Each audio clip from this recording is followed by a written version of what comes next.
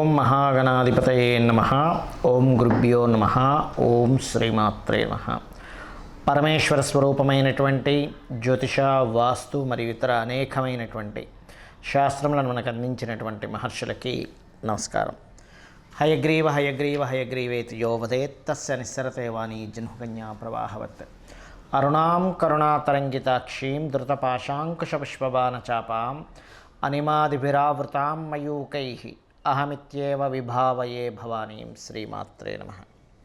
ప్రేక్షకులకి ఆ లలితాంబిక అమ్మవారి యొక్క అనుగ్రహం పరిపూర్ణంగా కలగాలని మనస్ఫూర్తిగా కోరుకుంటూ, మనం ఈ క్రోధినామ సంవత్సరంలో 12 రాసుల వారికి, వీలైతే 12 లగ్నాల నుంచి చూసుకోండి, లగ్నం తెలియని వారు రాసి చూసుకోవచ్చు, ఆదాయ వ్యయాలు ఎలా ఉన్నాయి, అదేవిధంగా రాజ్యపూజ్యము అవమానం ఎలా ఉంది, ఒకవేళ ఆదాయం తక్కువగా ఉంటే దాన్ని పెంచుకోవడం ఎలాగా, దానికి గ్రహస్థితి ఎంతవరకు మీకు సహకరిస్తుంది, మీరు చేసుకోవాల్సిన మంత్రం కానీ, గోసేవ కానీ, లేనట్లయితే దానం కానీ ఏమి చేసుకుంటే మీకు అభివృద్ధి ఉంటుంది అనేటువంటి విషయాలు మనం చెప్పుకుందాం. అయితే ఇక్కడ ఏంటంటే ఎప్పుడు కూడా ఈ సంవత్సర ఫలితాలు చెప్పేటప్పుడు ఆదాయ వ్యయాలతో పాటు గోచారంలో ఉండే మేజర్ ప్లానెట్స్ అంటారు. అంటే slow moving planets, fast moving planets ఉంటాయి. అంటే త్వరగా నెలకి 25 రోజులకి 45 రోజులకి జరిగిపోయే ప్లానెట్స్ కొన్ని ఉంటాయి. అంటే రవి, కుజుడు, శుక్రుడు, బుధుడు వీళ్ళు. ఇక చంద్రుడు అయితే 2.5 రోజులకి మారిపోతూ ఉంటాడు ఒక్కో రాశి. కానీ మేజర్గా మనల్ని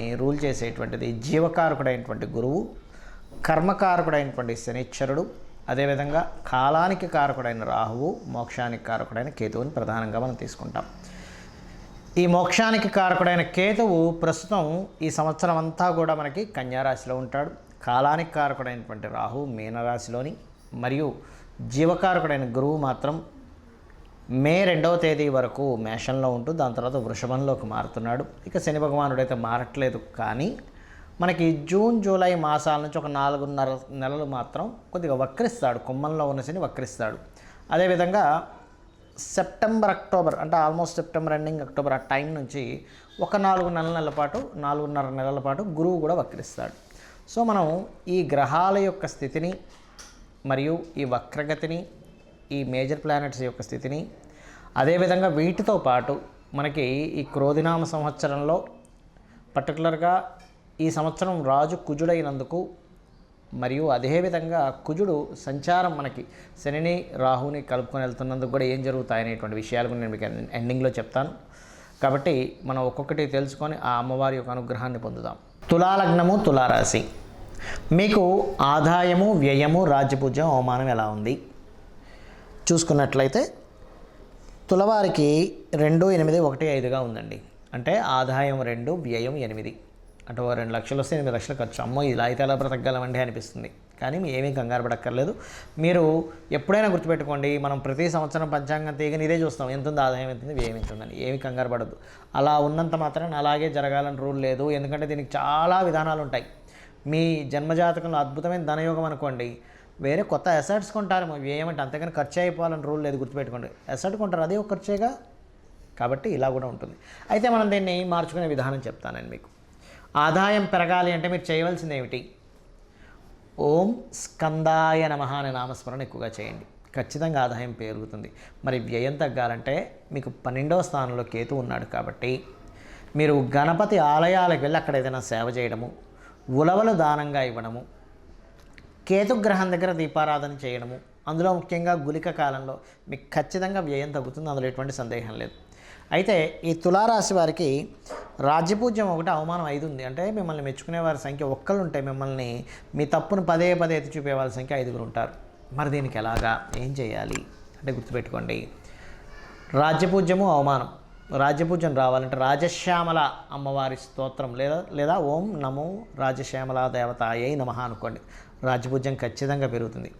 ఇక అవమానించే వాళ్ళ సంఖ్య తగ్గాలి అంటే సూర్యభగవానుని చూస్తూ లలిత చదువుకోవడము, లేదా సూర్యభగవానుని చూస్తూ ఓం మిత్రాయ నమః అనే నామస్మరణ చేయండి. ఖచ్చితంగా మీకు అవమానించే వాళ్ళ సంఖ్య పూర్తిగా తగ్గుతుంది. అందులో ఎటువంటి సందేహం లేదు. ఇక మిగతా అంశాలుగానే చూసుకున్నట్లయితే ఫైనాన్షియల్ గ్రోత్ ఈ సంవత్సరం బ్రహ్మాండంగా ఉంది. కాకపోతే ఇందాక నేను చెప్పినట్టుగా కాస్త ఇన్వెస్ట్మెంట్స్ విషయంలో కొంత జాగ్రత్తగా ఉండాలి. పంచమ స్థానంలో శని భగవానుడు ఉన్నందుకు కొన్ని రాజకీయ సంబంధించిన విషయాల్లోని, కొన్ని నిర్ణయాల విషయాల్లోని కొంచెం లేట్ అవుతూ ఉంటాయి. ఆ విషయంలో కొంచెం జాగ్రత్తగా ఉండాలి. సంతాన సంబంధించిన అంశాల్లో కూడా కొంత జాగ్రత్త పడుతూ ఉండాలి. బట్ ఫైనాన్షియల్గా చాలా బాగుందని చెప్పుకున్నాము. అదేవిధంగా మే లోపల ఏదైనా సంబంధాలు కుదిరితే మీరు సెట్ చేసుకోవడం మంచిది. లేదా మరలా గురువు వక్రించినప్పుడు, అంటే ఆల్మోస్ట్ ఎప్పుడండి, సెప్టెంబర్ నుంచి ఒక 4.5 monthsలో మళ్ళీ అక్కడ ఉంటుంది వివాహ యోగ సంబంధించినటువంటి విషయం. మరియు మరొక విషయం ఏంటంటే, ఇక్కడ మీకు శని 5లో ఉంటూ వక్రిస్తున్నాడు. ఆల్మోస్ట్ జూన్ నుంచి ఒక 4.5 months, అంటే June, July, August, September, October వరకు కూడా ఆల్మోస్ట్ శని వక్రగతి ఉంటుంది. కాబట్టి ఈ సమయంలో మీరు ఈ 4.5 నెలల మధ్యలో మీరు ఏదైనా ఒక ప్రాపర్టీ తీసుకునేటప్పుడు కానీ, వాహనం తీసుకునేటప్పుడు కానీ కొంచెం జాగ్రత్తగా ఉండండి. ఈ సమయంలో పర్టికులర్గా అవమానించే వాళ్ళ సంఖ్య కూడా పెరుగుతూ ఉంటుంది. కాబట్టి ఈ సమయంలో చాలా జాగ్రత్తగా ఉండండి, సరిపోతుంది. ఇక మీరు చేయవలసినటువంటి దేవతారాధన ఏమిటి? ముఖ్యంగా గ్రహారాధన చెప్తాను. శని, కుజ, రవి, కేతు ఈ 4 గ్రహాల దగ్గర దీపారాధన చేయండి. దేవతారాధన కాళికా అమ్మవారి యొక్క అష్టోత్తరం చదువుకోవడము, చండీ వినడము చేయండి. ఖచ్చితంగా మీకు ఏమవుతుందంటే, మీకు ఏదైతే స్లో మూమెంట్ అవ్వాలో, సంతానపరంగా ఇబ్బంది ఉంటుందో, రాజకీయ పరంగా ఇబ్బంది ఉంటుందో, అవమానాలు ఉంటాయో, ఆదాయం పెరగాలని ఏదైతే కోరుకుంటున్నారో ఇవన్నీ కూడా ఖచ్చితంగా పెరిగి తీరుతుంది. అందులో ఎటువంటి సందేహం లేదు. ముఖ్యంగా ఆదాయం పెరగడానికి మాత్రం మీరు ఓం స్కందాయ నమః అనే నామస్మరణ చేయండి. లేదా లలితా సహస్రనామాల్లో ఓం సంపత్కరీ సమారూఢ సింధుర వ్రజసేవితాయ నమః అనే నామస్మరణ చేయండి. ఖచ్చితంగా బాగుంటుంది.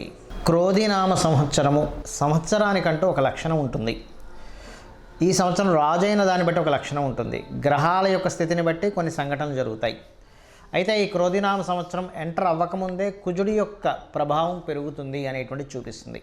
కాబట్టి ఆల్మోస్ట్ 2024 ఫిబ్రవరి మాసం నుంచే కొన్ని విద్వేషపూరితమైనటువంటి గొడవలకి, రాజకీయ నాయకుల మధ్యన విపరీతమైనటువంటి గొడవలకి, మరియు రాజుల మధ్యన గొడవలకి, యుద్ధాలకి, క్రోధి అంటే క్రోధం, కోపం పెట్టుకోవడం, చిన్న మిస్అండర్స్టాండింగ్స్ చేసుకోవడం, ఇటువంటి నామ సంవత్సరం ఇది. కాబట్టి దేశాల మధ్య, ప్రాంతాల మధ్య, మతాల మధ్య అనవసరమైనటువంటి విద్వేషాలు కలిగించేటువంటి సంవత్సరంగా చూపిస్తూ, ఇది కుజుడి యొక్క సంచారం. దీనివల్ల కుజుడు ఎవరికి కారకుడు అని చెప్పి తీసుకుంటే, మిలిటరీకి, అందులో అంటే డిఫెన్స్ వారికి, పోలీస్ డిపార్ట్మెంట్ వారికి, రక్షణ వీటిని కల్పించేటువంటి వారికి. అంటే ఏంటి, ఈ సరిహద్దుల దగ్గర కొంత జాగ్రత్తగా ఉండాలి. అనవసరమైన గొడవలకు సంబంధించిన విషయంలో ఇక్కడ ఏదైనా గొడవలు జరుగుతాయి, అనవసరమైనటువంటి అవుతాయి అన్నప్పుడు కొంత జాగ్రత్తగా ఉండాలి, గుర్తుపెట్టుకోండి. కాబట్టి ఈ క్రోధినామ సంవత్సరంలో అందరూ చేసుకోవాల్సింది ఏంటి, ఇటువంటి గొడవలు మనం ఏమీ ఇబ్బంది పడకుండా ఉండాలి అంటే ముఖ్యంగా గుర్తుపెట్టుకోండి, కుజుడు రాజు అయ్యాడు. కాబట్టి కుజగ్రహానికి శని, రాహు గ్రహాల దగ్గర దీపారాధన చేయండి. చేసినట్లయితే అనవసరమైన గొడవలు బయట జరిగే ఛాన్సెస్ ఎక్కువగా ఉన్నాయి. కాబట్టి మీరు వెళ్ళి అనవసరంగా అందులో ఇరుక్కొని అందులో ఇబ్బంది పడకుండా మీరు సేఫ్గా ఉంటారు ఫస్ట్. అదేవిధంగా రాజుల మధ్య, రాజకీయాల నాయకుల మధ్య, రాజ్యాల మధ్య గొడవలు జరిగేటువంటి ఛాన్సెస్ ఇప్పుడు ఉన్నాయి. కాబట్టి వేరే వేరే దేశాల్లో ఉండేటువంటి వారు కూడా కొంచెం ఏదైనా ఇక్కడ ఏదైనా యుద్ధం సంబంధించిన రాబోతుంది అన్నప్పుడు ఆ సరుకులు ఏవైనా మనకు చూడండి, కొంచెం యుద్ధ వాతావరణం ఉన్నప్పుడు బయటికి వెళ్ళలేని పరిస్థితి వచ్చినప్పుడు కొంచెం ఇంట్లో సరుకులు మనం స్టాక్ పెట్టుకుంటాం. ఇటువంటి విషయాల్లో చాలా అలర్ట్గా ఉండాలి. మొత్తం ప్రపంచవ్యాప్తంగా ఈ కాంబినేషన్ ఏర్పడుతుంది. కావున అలాగే మరొక విషయం ఏంటంటే, ఇక్కడ మీకు చాలామందికి జాతకం తెలియదు, డేట్ ఆఫ్ బర్త్ తెలియదండి, రాశి తెలియదు, ఏమీ తెలియదు. కానీ క్రోధినామ సంవత్సరం నాకు బాగుండాలంటే ఏం చేయాలి అంటే, ఒకటే గుర్తుపెట్టుకోండి, చండీ పారాయణం, శ్రవణం చేయండి. మీరు తర్పణమో హోమమో చేయలేకపోయినా కనీసం శ్రవణం చేయండి. ఎటువంటి ఇబ్బంది రాకుండా అమ్మవారు చూసుకుంటుంది ఈ సంవత్సరం. రెండవది, మీకు దగ్గరలో గోశాల ఉన్నట్లయితే గోవులకి చక్కగా మీరు ఏం చేస్తారంటే, ఏవైతే ఈ నువ్వులు తినిపించకూడదండి. బెల్లము, గోంగూర మరియు క్యారెట్స్, బీట్రూట్స్ లాంటివి, అదేవిధంగా గోధుమ రవ్వ ఇటువంటివి తినిపించండి. మీ గ్రహస్థితి ఎలాగున్నా సరే క్లియర్ అవుతుంది. దీంతోపాటు కుజ, శని, రాహు, కేతు గ్రహం దగ్గర కూడా దీపారాధన చేయండి. ఎందుకంటే జాతకం తెలియదు, ఏమీ తెలియదు, కానీ 6th హౌస్లో కేతు సంచరిస్తున్నాడు బుధరాశుల్లో. అందుకని ఏమిటి, ఈ అప్పుల విషయంలో మీరు ఇబ్బంది పడకుండా ఉండడానికి కేతు యొక్క అనుగ్రహం, గణపతి యొక్క అనుగ్రహం కలుగుతుంది. కాబట్టి గణపతి ఆలయాలకు వెళ్ళడం, అమ్మవారి ఆలయాలకు వెళ్ళడం, అందులో ముఖ్యంగా దుర్గాదేవి ఆలయాలకు వెళ్ళడం. దీంతోపాటు మీనరాశిలో రాహు యొక్క సంచారం అనేటువంటిది బాగా గుర్తుపెట్టుకోండి. దేవత సంబంధించినటువంటి పూజ పునస్కారాలు మాత్రమే కాకుండా పితృదేవతలకు ప్రధానంగా చేసుకోండి. మీరు ఎంత పితృదేవతలకు చేసుకుంటారా అంత చక్కటి ఫలితాలు మీకు వస్తాయి. మీరు ఆయురారోగ్యాలతోని సుఖ సంతోషాలతోని ధనపరంగా ఎటువంటి ఇబ్బంది లేకుండా ఉండగలుగుతారు, గుర్తుపెట్టుకోండి. అయితే ఇక్కడ ఎవరైనా సరే గుర్తుపెట్టుకోండి, బాగా అప్పులతో ఇబ్బంది పడుతున్నారు, ఈ సంవత్సరం ఇంకా ఎక్కువ ఇబ్బంది పడుతున్నారు అనుకునేటువంటి వారికి గణపతి ఆరాధన చేస్తూ మీరు ఓం అపర్ణాయై నమః అనే మంత్రం చేయండి. ఈ సంవత్సరం ఉన్న గ్రహస్థితి బట్టి చెప్తున్నాను. ఎవరికైనా బాగా ధనపరంగా ప్రెషర్ ఎక్కువగా ఉందండి, ఒక పక్క కట్టాలి కానీ ఆ ప్రెషర్స్ని తట్టుకోలేకపోతున్నాను, ఫైనాన్స్ ఇంకా పెరగాలి అనుకుంటే ఓం నవవిద్రుమ బింబశ్రీ న్యక్కారి రదనచ్చద అనే నామస్మరణ చేయండి. ఖచ్చితంగా మీకు ఫైనాన్షియల్ గ్రోత్ అనేటువంటి పెరుగుతుంది, గొడవలు తగ్గుతాయి. మరియు దీంతోపాటు మీరు ఒకటే గుర్తుపెట్టుకోండి, మనం ఇప్పటివరకు చెప్పుకున్నటువంటి ఆదాయ వ్యయాలు ఏవైతే ఉన్నాయో, రాజపూజ అవమానం ఏదైతే ఉందో, ఇది పంచాంగంలో జనరల్గా అందరికీ తీసుకునేటువంటిది. కానీ ఇలా కాకుండా మీ యొక్క పర్సనల్ చార్ట్, అంటే మీరు ఎప్పుడు పుట్టారు, ఏ సమయము, ఏ నెల, ఏ తారీఖుని, ఏ సంవత్సరంలో, ఏ ప్రాంతంలో పుట్టారనే దాన్ని తీసుకొని మీ జాతక చక్రం వేసుకొని మీ లగ్నం ఏమిటి, మీరు పుట్టినప్పుడున్న లగ్నం ఏమిటి, మీ నక్షత్రం ఏమిటి, మీ రాశి ఏమిటి, మీకు ఏ మహాదశ నడుస్తుంది, మీరు ఏ ప్రయత్నం చేస్తే మీరు చక్కగా యోగిస్తుంది, మీకు ఏ మార్గంలో మీకు ధనయోగాలు ఉన్నాయి, ఎవరి ద్వారా మీకు సహకారం ఉంది, ఏ దిశను మీరు నివసిస్తే బాగుంటుంది, అంటే తూర్పు, ఈస్ట్, వెస్ట్, నార్త్, సౌత్లో అన్నీ మంచివే, కానీ మీకేది పనికి వస్తుంది, మీ సంతాన అభివృద్ధి ఏమిటి, మీ ఉద్యోగ, వ్యాపార, ఇన్వెస్ట్మెంట్స్ రిలేటెడ్, విదేశాలకు వెళ్ళేటువంటివన్నీ కూడా మీ జన్మజాతకంలో ఉంటాయి, గుర్తుపెట్టుకోండి. ఏ సమయంలో వివాహం చేసుకుంటే మంచిది, ఏ సమయంలో చేసుకోకూడదు, ఇలాంటివి చాలా విషయాలు ఉంటాయి.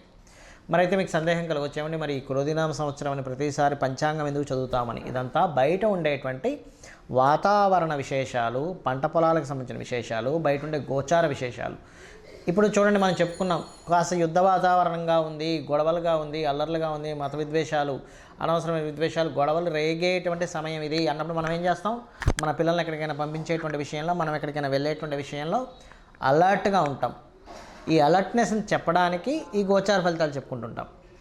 అంతేగాని మన జన్మజాతకం పనిచేయదని కాదు, మన జన్మజాతకమే ప్రధానంగా పనిచేస్తుంది. ఇక్కడ ఒకవేళ మన దాంట్లో ఉదాహరణకి ఆదాయం తక్కువగా ఉంది, చాలా తక్కువగా ఉంది, వ్యయం చాలా ఎక్కువగా ఉంది అని అన్నప్పుడు మీ జన్మజాతకంలో ధనయోగ దశలు నడుస్తున్నాయని కూడా 1% కూడా మీరు టెన్షన్ పడాల్సిన అవసరం లేదు. జస్ట్ ఆ రెమెడీస్ చేసుకుంటే క్లియర్ అవుతుంది.